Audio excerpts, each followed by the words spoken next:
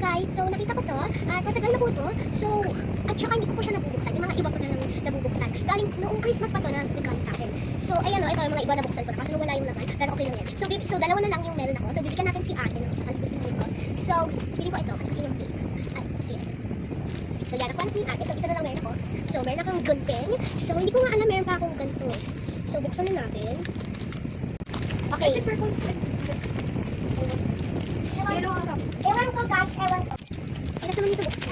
Okay, ayan na. Okay, so ito yung laman niya. So, ito yung buhok niya guys. So, lalagay mo dito. Tapos, i-trim niya po. Tapos, meron po mga damit, mga accessories para sa kanya. So, ipagdikitin muna natin siya.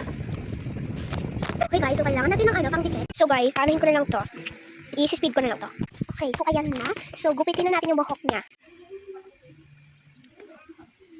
Ngayon na ulit ako na ganito. Hala, Micro bang siya?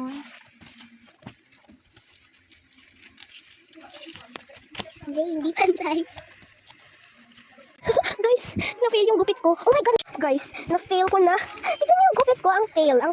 So, lagyan natin siya ng mga accessories. Gusto ko tong dalawang flower na to. Ayan na, ang cute niya, guys. Oh my gosh. So, ito, hindi ko na lalagyan. So guys, kung gusto niyo pa ng mga video na to.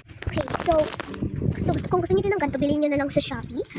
At yan, kung gusto niyo din magpanood ng mga ibang video ko, i-follow niyo po ako at saka subscribe niyo ako sa YouTube. Ang pangalan ko po doon sa YouTube ay Son and Chell. Lalagay ko na lang dito sa taas. So yeah, so bye!